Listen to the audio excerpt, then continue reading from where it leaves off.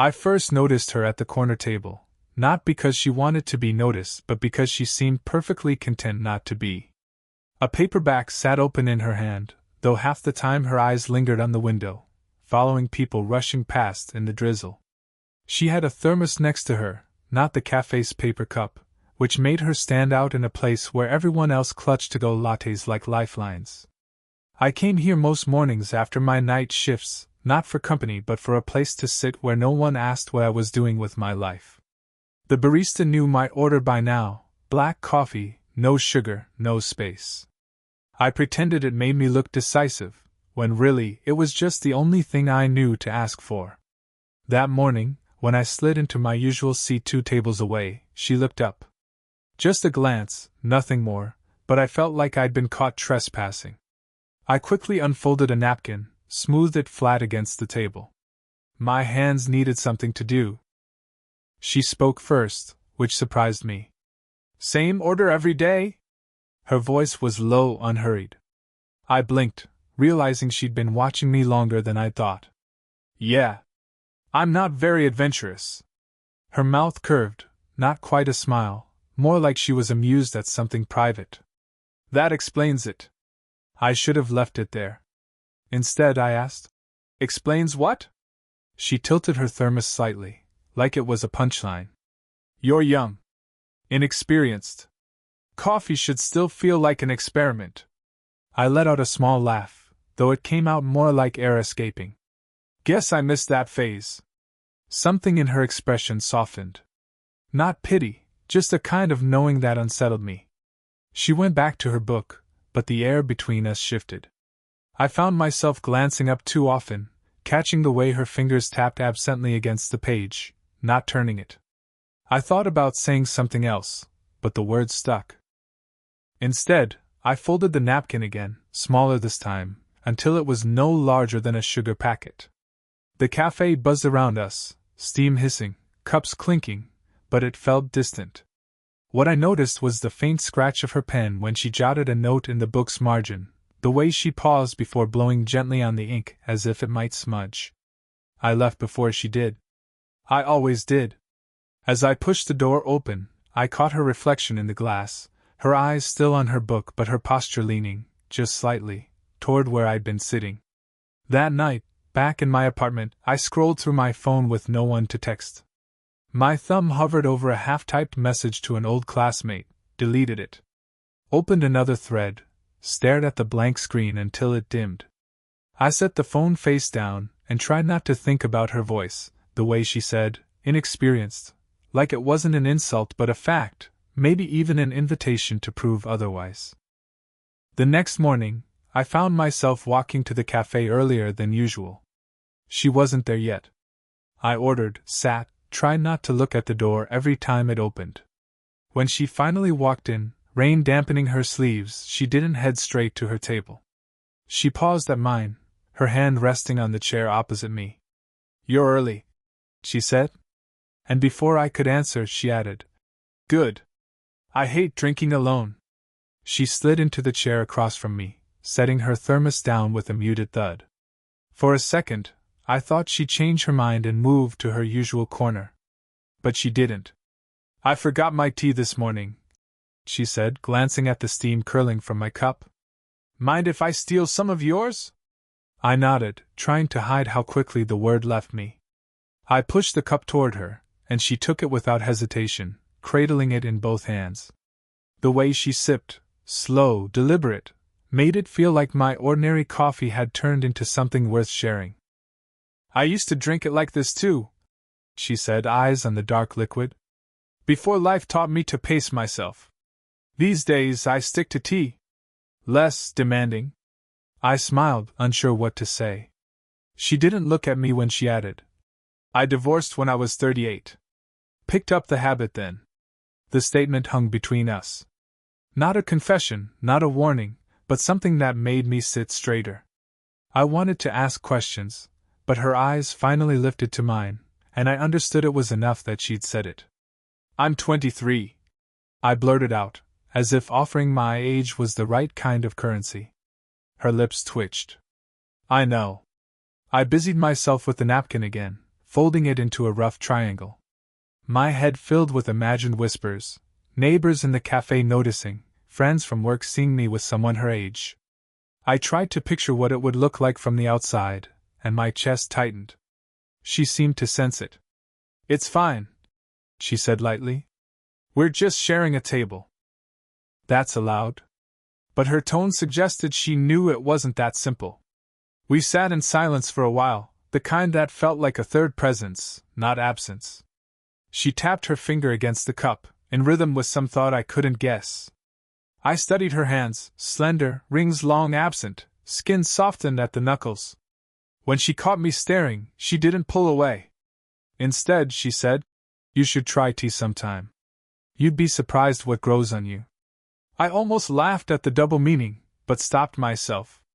When it was time to leave, she stood first, pulling her coat tighter. At the door, she paused.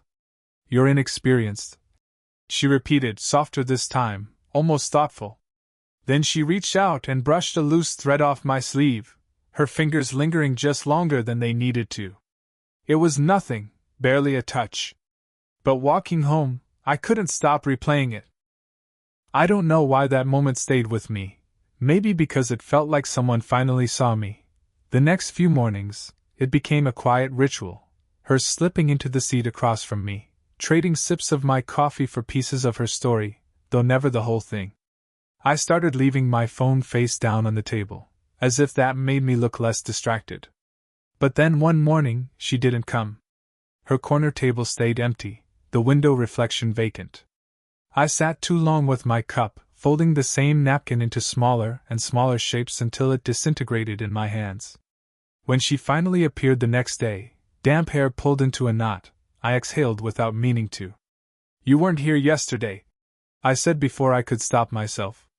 "Doctor's appointment." She shrugged it off, but something in her eyes was searching mine, as though checking how much I cared.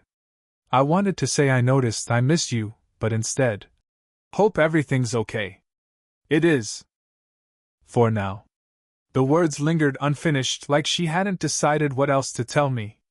Before I could press further, someone walked in, a man, older than me but younger than her, stopping to say hello. They exchanged a few words, casual but too familiar. I looked down at my hands, suddenly aware of my bitten nails, the faint smell of laundry soap clinging to my sleeves. She caught me staring at the tabletop. "He's just a neighbor," she said quietly, as if reading my mind. I nodded, though the knot in my chest didn't ease. The conversation faltered after that. We sat, both pretending to read, me scrolling nothing on my phone, her eyes drifting over sentences she didn't turn. The silence was different this time. Not comfortable. Not heavy. Just unsure. When she stood to leave, I panicked at the thought of losing the fragile thread between us. "Wait," I said too quickly. "You forgot your thermos." She reached for it, and in the small space between us, our fingers brushed. I should have pulled away. So should she. But neither of us did. Her hand lingered, warm against mine, her gaze flicking from my face to the empty cup in front of me.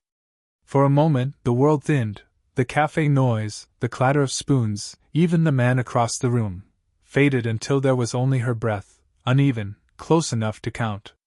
I thought she might lean in. I almost did. But then she let go. Just like that. "You should drink slower," she said, almost smiling, though her eyes betrayed her. "You'll burn out too soon." And with that, she was gone, leaving me with the sting of coffee on my tongue and the ghost of what almost happened. We ended up outside together, not by plan but by some quiet rhythm that had developed between us. The rain had let up, leaving the sidewalks damp and shining, and she walked slower than usual, as though the night air gave her permission. I matched her pace. Neither of us spoke at first. The city hummed in the distance, muffled by wet leaves, by the weight of whatever we weren't saying. "You didn't come yesterday," she said finally, flipping the line back at me. "Work," I said. "Late shift." She nodded but didn't look at me. Her gaze stayed on the pavement, where the glow of a street lamp shimmered in the puddles. For a long stretch, only the sound of our steps filled the space. I wanted to tell her how strange it felt, how her absence had settled over me heavier than I expected, but the words stuck in my throat. "You're too young to carry that kind of silence," she said, almost under her breath. I glanced at her, trying to catch her meaning. She kept her eyes forward. "You say nothing," she continued, "but I can hear the weight of it. I remember being 23. I thought silence was strength. Really, it was just fear." Her voice faltered then, softer, almost a confession. "I've lived half my life already, and I still don't know what to do with all the years behind me." I stopped walking without meaning to. She took 2 more steps before realizing and turning back. The lamplight caught her face, and for the first time, she looked tired. Not in the way of someone who needs sleep, but in the way of someone who's carried too much. "You make it sound like you're already finished," I said. Her eyes flicked to mine. "Maybe I am." Something twisted in my chest. Jealousy, maybe? Or fear. I hated the thought of her being done with anything, least of all me. "I don't think you are," I said, and it came out rougher than I meant. She blinked at me, startled. The air between us tightened, fragile. I wanted to say more, to tell her she made my days feel less empty, that I caught myself waiting for her laugh, for her hand brushing mine across the table. But the words clung to the back of my throat. Instead, I stepped closer. Just one step, enough to feel the warmth of her coat against my arm. She didn't move away. Her lips parted as if she were about to say something, then closed again. A pause stretched endless. Finally, she whispered, "What is it you really want from me?" The question hung in the cool air, sharp and soft all at once, and I had no answer ready. The next morning, her chair was empty again. I told myself not to notice, but I sat longer than usual, the coffee cooling untouched. By the time I stood to leave, I'd folded 3 napkins into uneven squares. She didn't come the day after either. Or the next. On the 4th day, I caught myself slowing at the door, scanning the room like maybe she'd appear if I looked hard enough. But all I saw was the corner table, still unclaimed, the light falling across it in a way that made it look colder than I remembered. That night, restless, I typed her name into my phone, though I had no reason to know it, no way to find her. My thumb hovered over the search bar, but the absurdity of it stopped me. I shut the screen off. When she finally returned, a week later, it wasn't with the same presence as before. She sat at her old corner table, not across from me. A deliberate distance. I debated walking over, saying something casual, but she was already pulling out a book, pen poised. Not once did she glance up. I stayed put, my chest buzzing with something that felt like both relief and rejection. Later, as she packed her things, she paused beside my table. Just for a second. Long enough to say, "I shouldn't have asked you that question." Before I could answer, she was gone again, leaving behind the faint smell of her perfume and a dozen words caught in my throat. The following morning, she didn't show. By the 2nd day, I convinced myself to accept it. People drift. Lives don't always overlap where you want them to. Still, I lingered longer than necessary, staring at the door like it might apologize. On the 3rd day, I came home to find an envelope slipped under my apartment door. No name, no return address. Inside was a single sheet of paper, torn from a notebook. A few lines written in a quick, uneven hand. "I have a daughter your age." She wouldn't understand. Maybe I don't either. No signature. I read it 3 times, then folded it carefully and set it on the table beside my bed. I wanted to text someone, anyone, just to feel less absurd, less invisible. Instead, I opened a blank message thread, typed, "You don't have to explain. Just come back." My thumb hovered over send. Stayed there. The screen dimmed, and the words disappeared into the dark reflection of my face. I didn't feel heartbroken. I felt paused. Like life forgot to finish the sentence. The next morning, I went to the cafe. Her chair was still empty. I found her again by accident. Not at the cafe, not at her corner table, but in the courtyard of our building. She was sitting on the low stone wall by the mailboxes, coat wrapped around her, eyes closed like she was gathering herself. For a second, I almost turned back. Pretended I hadn't seen. But the sight of her there, small in a way I'd never seen before, pulled me in. She opened her eyes when I stopped a few feet away. Neither of us spoke right away. "You got my note?" she said. Not a question. "I did." My voice sounded rougher than I expected. She nodded, glancing down at her hands. They were clasped tightly in her lap, the way mine used to fidget with napkins. "I thought it would make things easier," she said. "To explain. To end it." "Did it?" I asked. Her laugh was short, humorless. "No." We sat there in the cold courtyard, the hum of traffic bleeding in from the street. I wanted to tell her I hadn't stopped thinking about her voice, her small habits, the way she made space feel less empty. Instead, I said nothing. Finally, she broke the silence. "You remind me of when I was younger. Before the mess. Before divorce papers and rent notices and all the years I can't get back. And that scares me." I swallowed. "I'm not trying to be anyone you lost."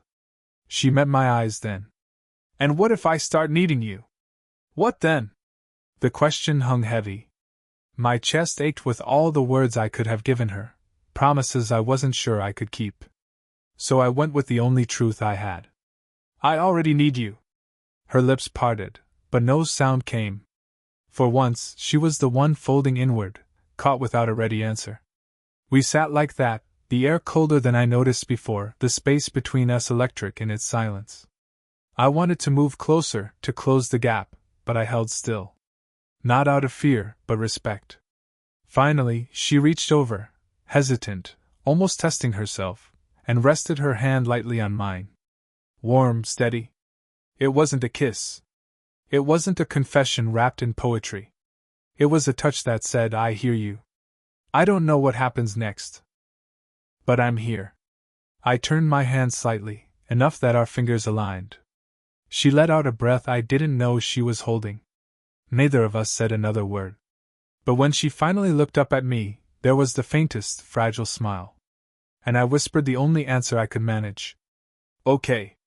Time didn't bend after that night. It didn't rush forward or stand still. It just kept going, ordinary as ever. But somehow, the days felt lighter, less hollow. She didn't come to the cafe every morning anymore. Sometimes she had errands, sometimes she preferred tea at home.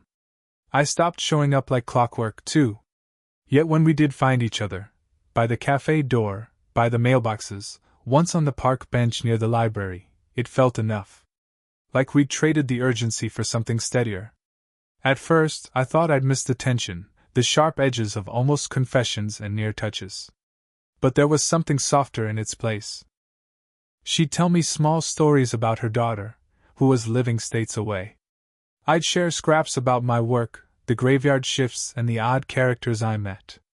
We didn't need to make it more than that. One morning, weeks later, I caught her waiting outside the cafe. She had a thermos in one hand and, to my surprise, a second one tucked under her arm. She pressed it into my hand without ceremony. "Tea," she said. "Just try it." I smirked, remembering her old line, and took a sip. Too bitter, not enough sugar. But I nodded anyway. "Not bad," I said. Her eyes narrowed, but her smile gave her away. We sat together at 8:47 a.m., the cafe busier than usual. She opened a book, scribbled something in the margin, and I let my coffee grow cold while pretending to read over her shoulder. It wasn't dramatic. It wasn't movie-worthy. It was just ours. Later, on the same bench where we once stopped in the rain, she said quietly, "I didn't think I'd let anyone this close again." I didn't answer. I just handed her my cup, black coffee, still steaming, and watched her sip without flinching this time. The silence we shared wasn't the heavy kind anymore. It felt more like a pause, the kind you take to breathe before starting something new. I don't know what label we'll ever give it. Maybe none. Maybe it doesn't need one. But when she looks at me now, I don't feel inexperienced. I just feel seen. And when she takes my hand, without hesitation, I know that's enough. Did this story stay with you? What kind of quiet, real love stories do you want to hear next?